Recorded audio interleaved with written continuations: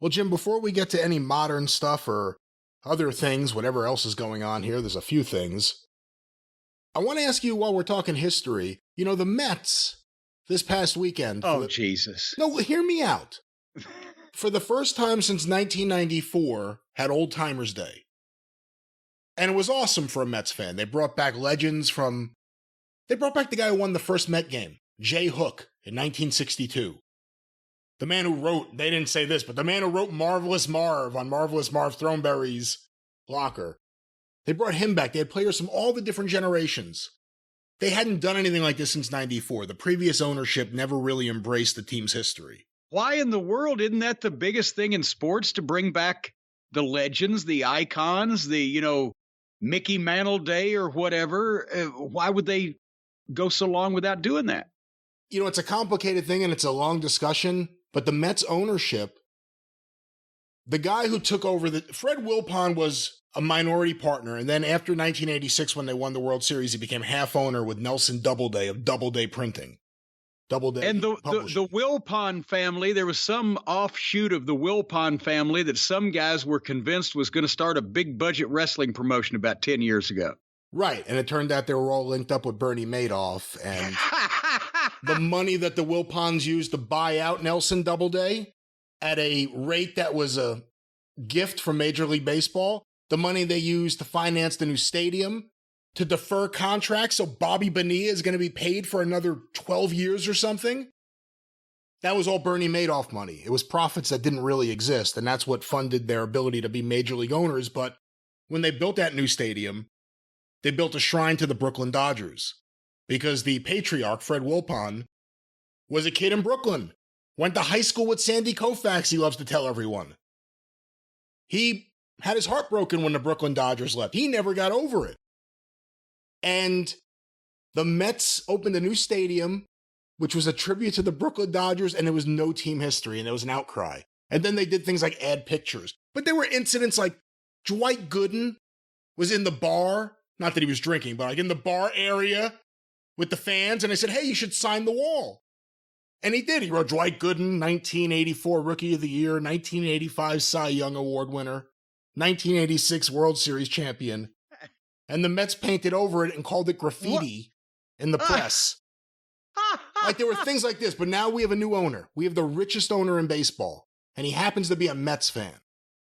And a little layup like this, which goes a long way with fans like me, celebrating the team's history, which we'd like to do more of, was a wonderful event. It was incredible. In wrestling, you did the Night of Legends. Yeah. And I was there. And it was a really special night, and I'm sure in ways that I can't think of, in your head, it could have gone better. You were there in St. Louis when when the WWE honored Sam Mushnick and the various legends of St. Louis wrestling, who all wore nice suits except for Dory Funk Jr., who ran out advertising Dory Funk Jr.'s website. So you've been a part of various, and of other ones too. I'm not limiting it to that. Well, there was the Monday Night Memories in Memphis that Randy Hales did that I think that may have been the biggest crowd or the last big crowd for the Memphis territory. It was in 1994, and they did 8,000 some people. It works. And we've seen WCW had Slamboree, which in the early years was specifically a Legends-based pay-per-view event. You were going to see the legends of wrestling and other things. And WWE's had their Raw reunions, which they treat their legends a very different way. My long-winded question... Yes, there's one coming soon. Beyond Let's Go Mets is, what do you think is the perfect way to present a night like that? As opposed to just having legends trickle in and out throughout the year. If you were going to have an annual celebration, like if AEW, because Tony Khan's a big fan, at the end of the day, said, hey, we want one night a year where we celebrate wrestling history. What is the perfect way to do it, do you think? What's the mixture of modern wrestling with past wrestling? How long should the ceremonies go? Should there be ceremonies during the event? What do you think? Well, I don't know. How can AEW celebrate wrestling history when they've been around for 3 years and most of the historic wrestlers are signed elsewhere?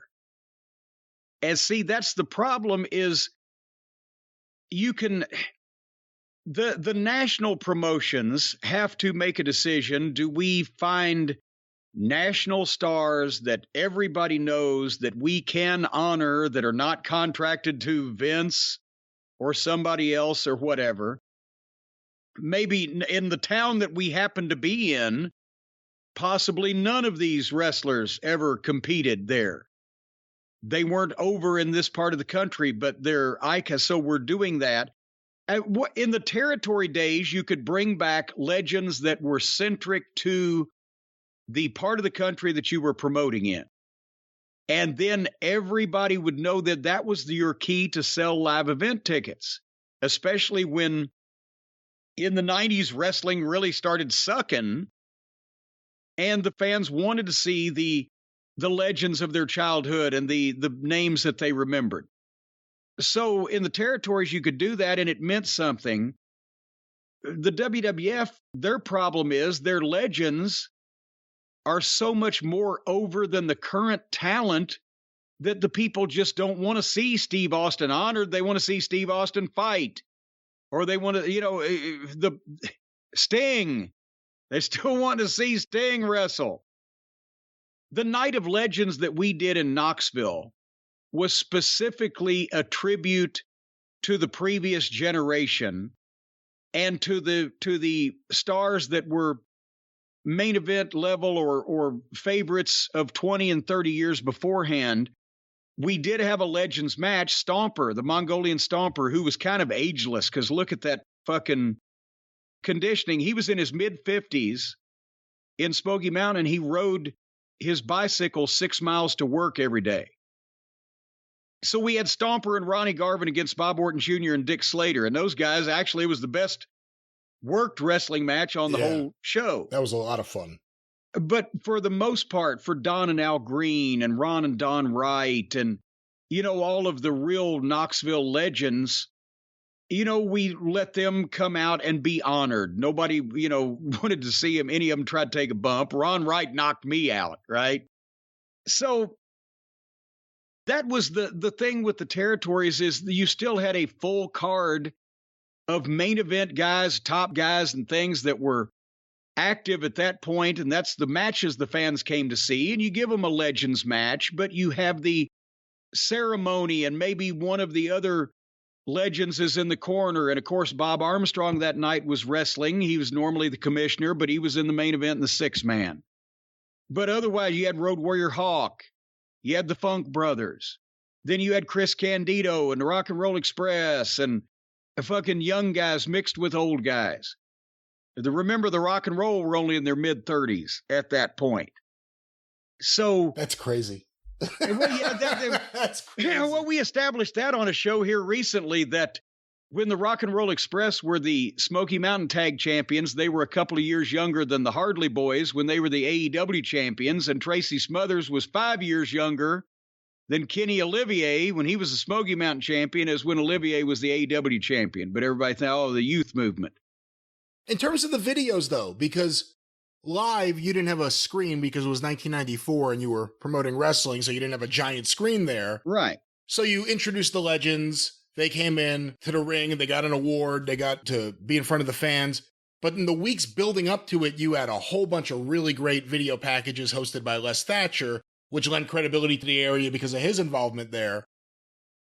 In a perfect world, do you think if you're going to do an event like that, you have to do videos like that? Oh, God, yes. Because, see, here's the thing. Everybody in Knoxville, Tennessee had heard of Ron Wright. I mean, maybe you could have found kids in a fucking grade school that didn't know the name, at least, Ron Wright. But in Knoxville, because of how big wrestling was over the years and because of how Ron was there forever and was always on top, everybody'd heard the name.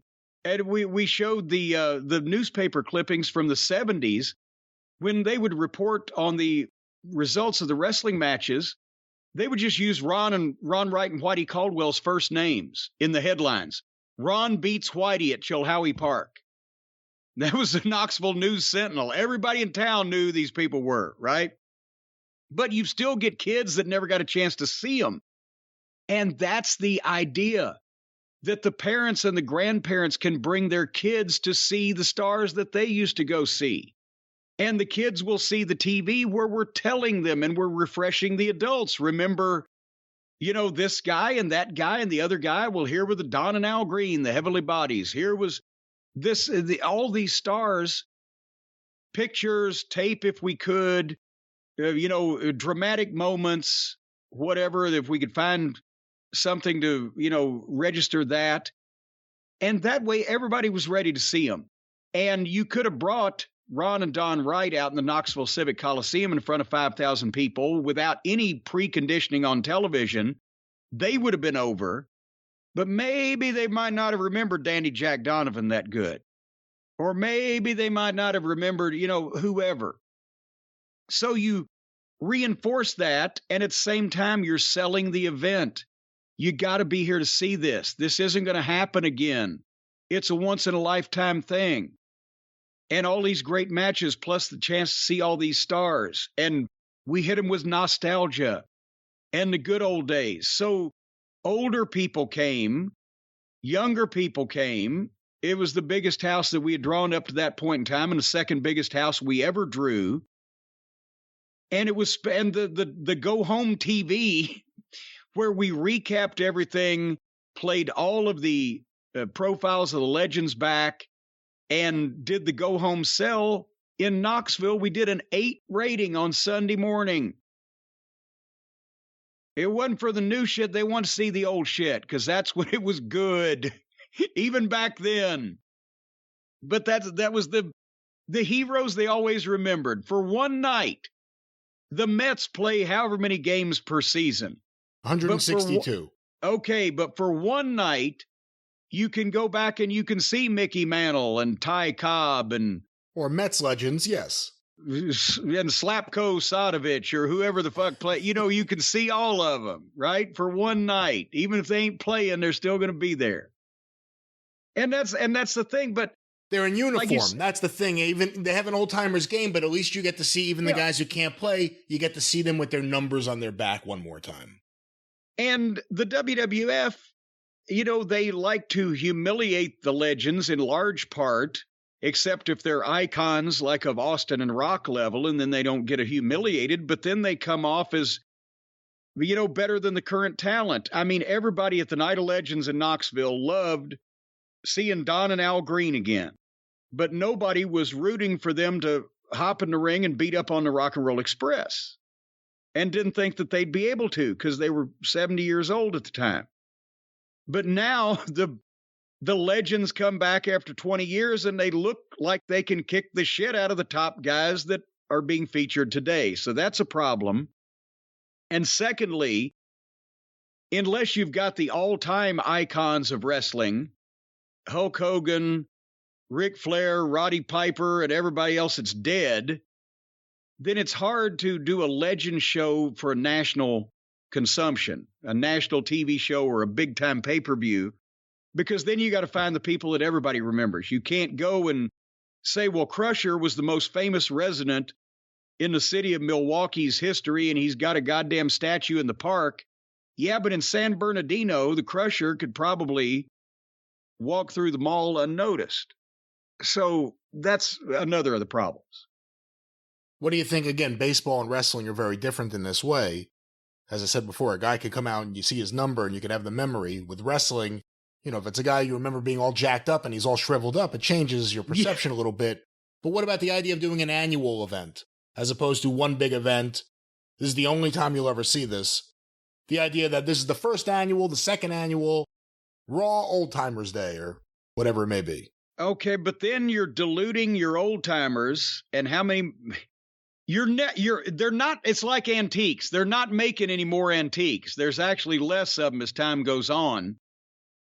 How do you do that every year and bring back names that everybody will remember and want to see on an annual basis and not have the law of diminishing returns?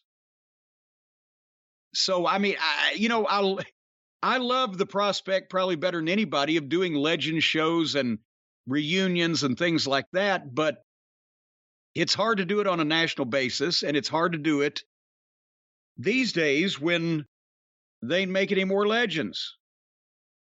Yeah, and I wonder what would happen. I mean, the ratings aren't spectacular right now, but if, let's just say, WWE was going to build up for a month that, whatever it is, October 1st will be our annual Night of the Legends, in tribute to Smoky Mountain Wrestling, whose library we've buried. And they spend 20 minutes an episode with a different look, one of their serious commentators, whoever that may be, put them in a studio and they do some really cool, less Thatcher-like personality profiles as shown on Smoky Mountain Wrestling. What would happen to the ratings? Would the ratings actually go down? Would the ratings stay steady? Would people go, what's this? This is kind of cool. And it's building up to something. You get used to seeing it after a couple weeks. You know, everyone runs from the idea of doing any history stuff, but I wonder if you did it right.